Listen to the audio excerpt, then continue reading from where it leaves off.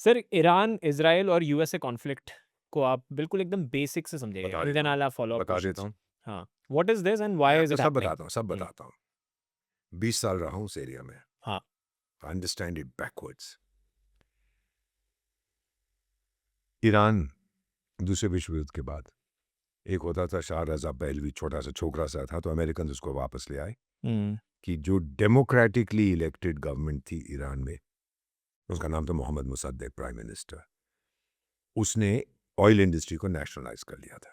Britain को निकाल दिया, इनको निकाल दिया, तो सबने कहा निकालो इसको बाहर। तो फिर उसको दफा कर दिया वहां से। फिर ये शाह ईरान वापस आ गया। पहले एग्जाइल में चला गया था विश्व युद्ध में। जब ये आया तब अमेरिकन का आभारी। वर्ल्ड वॉर 2 में। वर्ल्ड वॉर 2 में ये चला गया था। ओके, और ईरान को किसी ने कॉन्कर नहीं किया था। वो चाहते थे, उसकी ऑयल फील्ड्स वगैरह सबको उसकी ज़रूरत थी। बैठे हुए थे वहाँ, लेकिन ये नहीं कि हाँ, कभी कॉलोनी बनाया। शाह ईरान वापस आ गया, वो शहनशाह बन गया। उसके फादर को निकाल दिया था सेकेंड वर्ल्ड वॉर, ये वापस आया। तो फिर क्या होता है कि जब ये वापस आता है, अब अमेरिकन इसको लाए हैं, तो ये तो आप तो मेरे भगवान हैं। हाँ, अब हर चीज़ ये अमेरिकन के लिए करता है। और फिर उधर 48 में क्रिएट होता है इज़राइल, दूसरे हाँ, विश्व युद्ध के बाद, एक ठीक है। भारत के 1 साल बाद। हाँ, और अरब देश लड़ पड़ते हैं कि इज़राइल को हम यहाँ नहीं जीने देंगे। हुँ, इधर क्योंकि वो क्या, ज्यू कंट्री बन गई। वो यहूदी हैं, हुँ, तो हम नहीं जीने देंगे यहाँ इसको। अब वो पहले कौन आया, जूस आए या पैलेस्टीनियंस आए, वो भूल जाइए। वो आप अगले 2500 साल तक बहस करते रहिए, उसका कोई रिजल्ट नहीं है। इसने totally he supported Israel. American का दामाद था ये तो। हुँ, अमेरिका जाता था, वो प्रेसिडेंट की वाइफ के साथ डांस करता था, ये वो बड़ा टाइगर था ये। वीकेंड्स पे तेहरान से फ्लाइट्स जाती थी डायरेक्टली टेल अवीव। ओके, उसमें यंग रिच ईरानियन, शाह के टाइम बड़ा भ्रष्ट था, बदमाश था, तानाशाह था, लेकिन पैसा। और उसकी कोर्ट के जो लोग थे, यंग ईरानियंस, फादर जो उनके काम करते थे, वो फ्लाइट में जाते थे टेल अवीव के नाइट क्लब्स में, क्योंकि अच्छा, वहाँ पर मैडमें होती थी, और मैडम के साथ जो करना था वो तो आप भी जानते हैं, मैं भी जानता हूँ। तो ये फ्लाइट्स होती थी इनकी वीकेंड की, डायरेक्ट फ्लाइट्स नॉन स्टॉप। ठीक है। उसके बाद क्या होता है कि शाह साहब ने बहुत पैसे इकट्ठे कर लिए थे, भ्रष्ट टोटली, लोगों को कुछ नहीं मिला, तो फिर उसके अगेंस्ट मूवमेंट शुरू हो जाती है। ओके, और आता है एक व्यक्ति जिसका नाम था Ruhollah Khomeini, Ayatollah Ruhollah Khomeini. Hmm, hmm, and Iran is a Shia country. अब शिया सुन्नी का फिर कभी बात करेंगे। ठीक है। आयतोल्ला रूहुल्लाह खोमेनी आता है और लोग कहते हैं ईरानियन रेवोल्यूशन। कहता है बिल्कुल नहीं, ये इस्लामिक रेवोल्यूशन है, पूरी दुनिया को हम मुसलमान बनाएंगे, शुरुआत भारत के साथ करेंगे। ये खोमेनी का बच्चा। ये ऐसे बोला था? सुनिए ना, आप लोग भूल जाते हैं। अच्छा, नहीं मैंने सुना ही नहीं कभी। पढ़िए हिज ओके, फर्स्ट स्पीच। अब ओके। बड़े भारत के दोस्त बनते फिरते हैं। Anyway, so until then India was a good friend, good okay, हमको तेल वेल देता था, बदमाश। और 71 जिस साल में Bangladesh, let me tell you, 67 की 65 की लड़ाई, हाँ, शाह ईरान ने अपने लड़ाकू जहाज भेजे थे हाँ, पाकिस्तान। ही सेंट हिज एयरक्राफ्ट हाँ, टू हेल्प पाकिस्तान। तब तक तो खैर जंग खत्म हो गई थी, वो हो गई थी मध्यस्थता रूस की, जी, सोवियत संघ की। 71 में फिर भेजे उसने अपने लड़ाकू जहाज जिहादिस्तान की मदद करने। कहता था कि जिहादिस्तान और ईरान दो जिस्म हैं लेकिन एक जान। ऐसे बदमाश हैं ये लोग। फिर अच्छा, वो शाह ने किया था। चलिए मान लिया कि शाह गधा था, तो उसको कुछ पाकिस्तानी शायद महिलाओं से ज़्यादा दोस्ती थी, तो वो ये कहता था। उसके बाद रुहुल्लाह खोमेनी तो हमें मुसलमान बनाना चाहता था। अच्छा, ये So, he said that? Is one of his public, पढ़िएगा, फाइंड आउट, वाओ! वीडी। And they didn't call it the Iranian revolution, they called it the Islamic Islamic revolution. Revolution. अब कुछ नहीं हुआ, फिर इराक के साथ जंग हो गया। India and Iran. अच्छा, इराक और, ईरान एंड इराक। हाँ, ओके, क्योंकि मुल्ले आ गए, शाह को जी, निकाल दिया। अमेरिका ने, सद्दाम हुसैन होता था एक इराक में, उसको हाँ। बोला ठोक तू जाके इनको, ये मुल्लों को लड़ना वड़ना नहीं आता। यूएस ने सद्दाम हुसैन को बोला, सद्दाम हुसैन डार्लिंग था उनका अंटिल देन। until then। और शाह ईरान के पास जितने हथियार थे वो सब अमेरिकन थे। ओके, शाह ईरान के पास तेल का पैसा था। हाँ, 74 में तेल की कीमतें 4 गुना बढ़ गई थी। सबसे बड़ा उसमें जो बदमाश था वो शाह ईरान था। उसने कहा बढ़ाओ बढ़ाओ बढ़ाओ कीमतें। हमको बहुत तकलीफ हुई थी बेटा, मेरी आर्थिक व्यवस्था बड़ी कमजोर थी उस टाइम पे। हुँ, बांग्लादेश का जंग में लड़ा था। I was in deep trouble. मेरे पास 1 करोड़ शरणार्थी घुसे हुए थे त्रिपुरा में और कहाँ का। हाँ, I could not afford it. और पेट्रोल प्राइसेस फिर उस टाइम बढ़े। 4 times। ओके, तो मुझे बहुत दिक्कत हो रही थी। फिर मैं दुनिया भर में भीख मांगता फिरता था, give me some special consideration. खैर जो होना था वो हो गया। फिर सद्दाम हुसैन को बोले अब ठोक इन मुल्लों को, इनको लड़ना आता नहीं। इनके पास जो हथियार हैं वो सारे अमेरिकन थे। यहाँ तक शाह ईरान ने कुछ हथियार अमेरिका से खरीदना चाहता था जो अमेरिका ने उनका आविष्कार भी नहीं किया था, सिर्फ ड्राइंग बोर्ड पे थे। अच्छा, ईरान खरीदना चाहता हाँ, था। Shah Iran he wanted to be, कहता है दुनिया की सबसे powerful army America, number 2 Soviet संघ, थर्ड मैं बनूंगा आपका चौकीदार। This is Iran Singh. The Shah Iran गधा था ना, megalomaniac. You understand that term, जिसको मुंगेरी लाल के सपने नजर आते हैं कि मैं अब दुनिया पे हुकूमत करूंगा, पूरा एशिया को मैं कंट्रोल करूंगा। तो फिर सद्दाम हुसैन ने उसको ठोकना शुरू किया। अब बेटा जहाज में अगर आप किसी फौजी से पूछेंगे तो वो बताएगा and sir USA was with Iraq with now, Saddam Hussain, now with Saddam नहीं एट हुसैन। That time. हाँ, और आते ही आयतुल्लाह खुमैनी क्या बोला, अमेरिका बड़ा शैतान, इजराइल छोटा शैतान। इजराइल को जीने का अधिकार नहीं, उसकी स्टेटमेंट्स हैं, मिटा दो इजराइल को, यहूदियों को जीने का अधिकार नहीं है, मिटा दो उनको। अभी जो ऐसी बातें करेगा, अमेरिका मुर्दाबाद, इजराइल मुर्दाबाद, तो वो तुझसे दोनों गालों पे डार्लिंग डार्लिंग बोलेंगे। तो इजराइल को समझ आ गया मेरे अस्तित्व को खतरा है, तो तब से उन्होंने फिर अपनी डिफेंस में 67 की वॉर जीत गए थे, 73 में भी लड़े थे, तो उन्होंने फिर अपनी डिफेंस इंडस्ट्री पे और हाई टेक्नोलॉजी, डिफेंस टेक्नोलॉजी पे फोकस किया। अब क्या होता है, सद्दाम हुसैन ठोक रहा है, अगर आपके पास लड़ाकू विमान है, आप उसकी मेंटेनेंस नहीं करोगे तो उड़ेगा नहीं। एक साल में आपको बहुत मेंटेनेंस करनी पड़ती है, after a certain number of hours flight के, ये रिप्लेस करो ये बर। अब आपके पास तो स्पेयर पार्ट्स है नहीं, क्या करोगे? ईरान के पास। आपके टैंक्स, आपके पेट्रोल वेसल्स, आपके एयरक्राफ्ट तो ग्राउंडेड है। स्पेयर पार्ट्स किसके पास है? अमेरिका तो देगा नहीं, क्योंकि उन्होंने प्रतिबंध लगा दिया था। जब शाह को निकाला, जो अमेरिका का दामाद था, वो स्वीट हार्ट, इराक के साथ हो गया अब जंग हो गया इराक के साथ, तो ईरान क्या करेगा? मार खा रहा था बुरी तरह से अच्छा, शुरू में। ओके फिर बोला कि यार मुझे तो अब ये स्पेयर पार्ट्स चाहिए। ओके। अब सिर्फ एक देश है जिसके पास ये स्पेयर पार्ट्स हैं, वो है इजराइल। लेकिन आपने तो कह दिया तो इजराइल को जीने का अधिकार नहीं है, गधे हैं ये ईरानियन। अब क्या होता है, कॉन्टैक्ट्स बनाए जाते हैं। मैं मिला हुआ था उन दोनों अमेरिकन से, एक का नाम वो नेशनल सिक्योरिटी एडवाइजर था जॉन पॉइंडेक्स्टर, और फिर दूसरा था colonel Oliver North. He was the main chap. उस समय क्या हो रहा था कि दक्षिण अमेरिका में, साउथ अमेरिका में एक देश है निकरागुआ, ओके। वहां पे कम्युनिस्ट सरकार थी, सोशलिस्ट सरकार। अब अमेरिका की एक डॉक्ट्रिन है, मॉनरो डॉक्ट्रिन, ये 19वीं शताब्दी की है, कि देख भाई, दुनिया में तूने जो करना है कर, चंद्रमा पे जो करना है कर, मंगल ग्रह पे जो करना है कर, लेकिन दक्षिण अमेरिका में दखल मत दे, ये मेरा इलाका, ये मेरा बागीचा है, मैं बागबान हूं। अब निकरागुआ में जब सोशलिस्ट सरकार आ गई तो अमेरिका ने, अभी ये क्या हो रहा है, ये सोवियत संघ ने तो मेरी बात नहीं मानी। तो उन्होंने फिर एक वहां पे फौज खड़ी की कि आप ठोको ये सोशलिस्ट सरकार को। तो फौज ने कहा कि हथियार कहाँ है? अब अमेरिकन कांग्रेस ने कहा कि आप निकरागुआ को डायरेक्टली हथियार नहीं बेच सकते। अब तो फंस गए, ईरान को नहीं बेच सकते, निकरागुआ पे नहीं बेच सकते, तो क्या करोगे? तो फिर ये चक्र चलता है।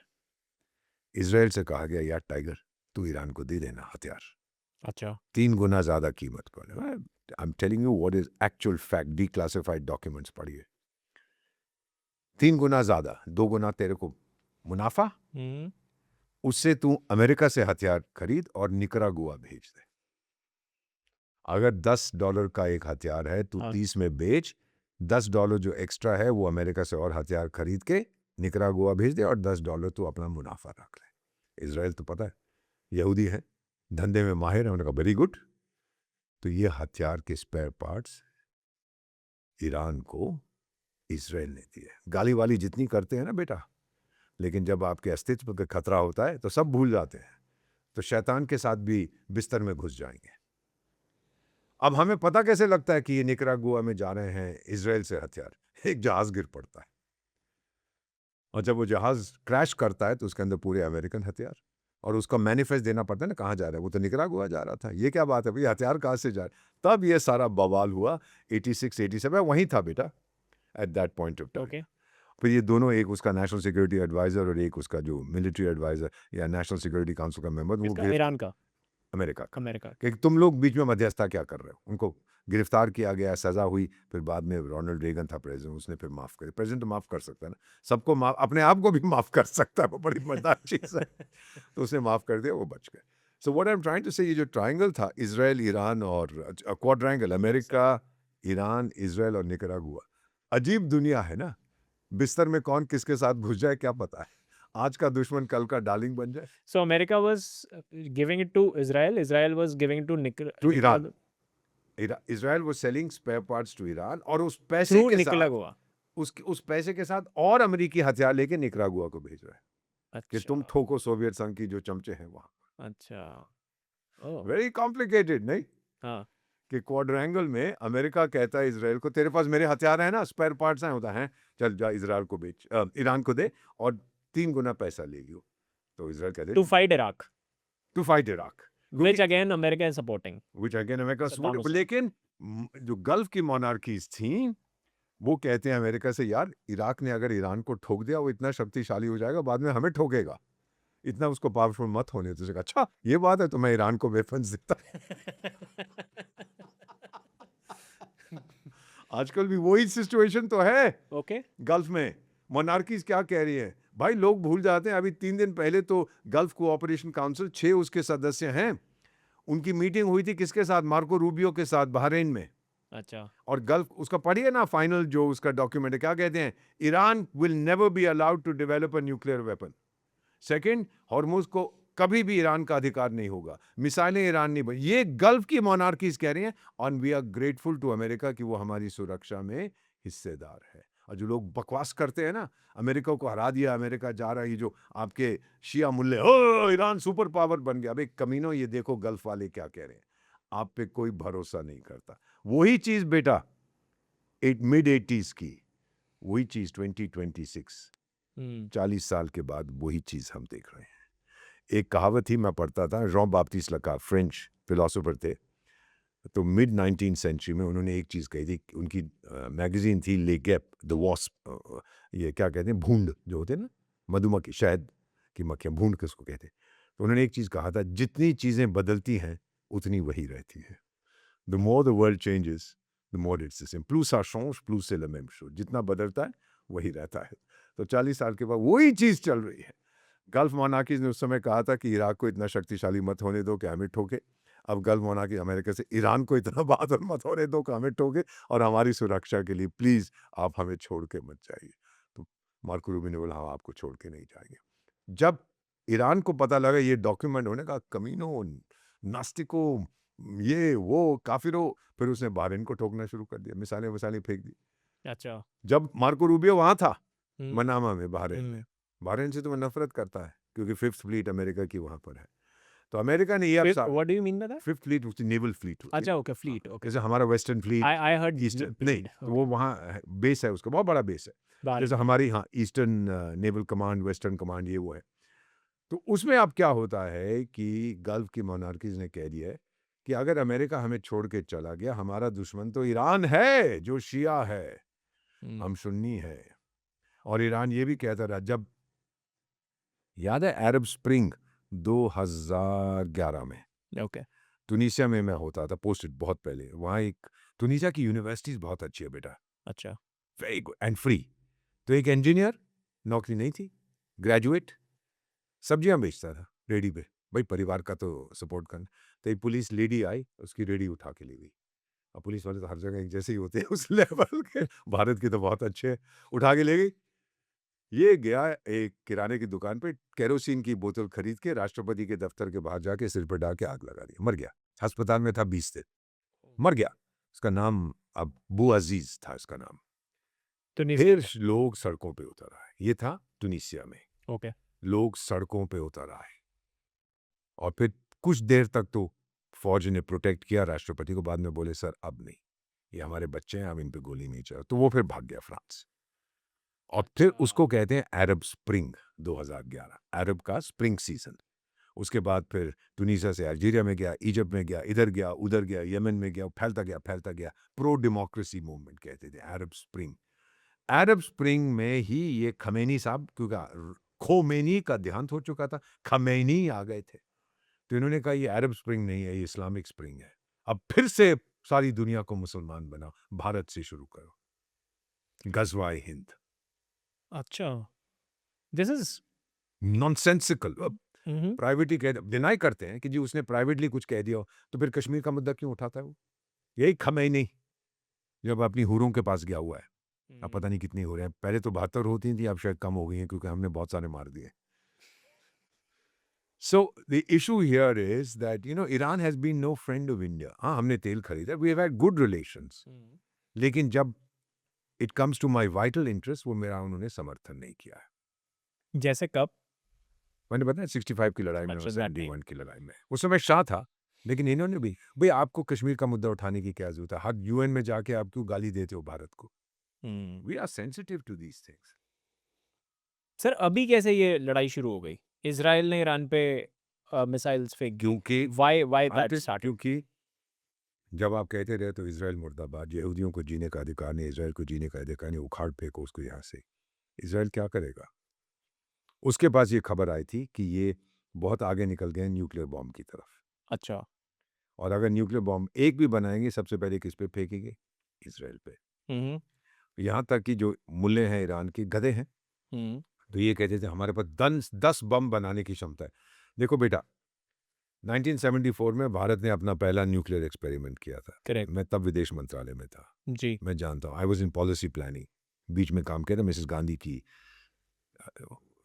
She was the head of the policy planning division. 74 में हमने पीसफुल न्यूक्लियर एक्सपेरिमेंट हम कहते बकवास करते हैं। क्यों? हमने टेस्ट किया था, उसके बाद अमेरिका डंडा लेगा, चुप मत बना, हमने कहा अच्छा यार टाइगर, हमने बम नहीं बनाएंगे, टेक्नोलॉजी हमने, फिर हमने बोला ये रेडियो आइसोटोप और रिसर्च ऑल रबिश। अगर हमें उस समय गुर्दा होता, कलेजा होता, तो हम बना देते एटम बम। 74, हाँ। चीन ने 64 में बनाया था, हम्म हम नहीं किया, हमने टेस्ट। चलिए, जो उस समय के हालात थे उसको हम पीसफुल न्यूक्लियर एक्सपेरिमेंट कहते हैं। ईरान वही आर्गुमेंट यूज करता है कि जो हम तो ये रिसर्च के लिए कर रहे हैं, अच्छा। हम तो रेडियो आइसोटोप्स मेडिसिन के लिए। टाइगर, दुनिया भर में अब साबित, अब तो टेक्नोलॉजी बहुत एडवांस्ड है कि आपको 20% यूरेनियम, जो नेचुरल यूरेनियम होता है, उसमें उसकी ताकत बढ़ाएं, एनरिचमेंट कहते हैं, उसकी शक्ति बढ़ाएं आप 20% तक। जो यूरेनियम का हाँ हाँ, मेरा कैन है, उसमें बस 20%, वो इन्होंने 70-80% कुछ कर दिया। वो 60% से ऊपर हाँ। चले गए। और बॉम्ब बनाने के लिए आपको 70 चाहिए, आप तो हाँ। 10 दिन में ले जाएंगे उस लेवल पे, हम्म तो क्यों चाहिए आपको? So probably they would have made it by now. That's precisely what, now you've understood, that's why Israel hit them. भाई, इजराइल की एक संस्था है, नाम सुना है आपने, मोसाद का? हाँ जी। भारत की RAW, इजराइल की मोसाद, अमेरिका की CIA, टॉप 3 इंटेलिजेंस कंपनीज मानव इतिहास में। और सबसे ज्यादा टारगेटेड असैसिनेशंस मोसाद ने किया पर कैपिटा बेस, जितनी आज इजराइल की आबादी है। ओके, एक कहानी आपको अभी बताता हूँ, मजेदार, लोग जानना चाहते हैं। पर कैपिटा बेसिस अब जब मोसाद ने किए 90s में, मेरा ख्याल 91-92 की बात है, मैं पेरिस में, मेरी पहली पोस्टिंग थी, गया हूँगा किसी काम के लिए, तो एम्बेसी में बैठा हुआ था, तो हमारे एम्बेसडर साहब पढ़ के कुछ सुना रहे थे। तो एक ईरान का न्यूक्लियर साइंटिस्ट पेरिस के एक होटल में आया हुआ था, क्योंकि फ्रांस तो वो तो अपनी अम्मा को बेच देगा, वो तो किसी को न्यूक्लियर वेपन चाहिए, फ्रांस का क्या लेना देना, पैसे लाओ और जो चाहिए ले जाओ। अच्छा। They are complete nation of shopkeepers, उनके बारे में तो क्या हुआ कि ईरान की भी वो मदद कर रहे थे अच्छा। न्यूक्लियर टेक्नोलॉजी में, हमारे को भी बातचीत की। फ्रांस। पाकिस्तान, हाँ, पाकिस्तान की भी कर रहा था वो। This is back in 91. In the 90s, even in the 70s and 80s, they wanted to give a plutonium reprocessing plant to Pakistan. अच्छा। फिर अमेरिका ने कहा भाई डंडा मारूंगा, फिर चुप हो गए। हमने भी कहा डंडा मारेंगे, फिर खामोश हो गए। बदमाश लोग हैं। और हम बात करते हैं, बड़ी ट्रेडिशनल रिलेशनशिप है यार, कह दो आपको खुश करने के लिए, लेकिन अंदर सच्चाई क्या है वो मुझे मालूम है। ओके। मेरी पहली पोस्टिंग थी।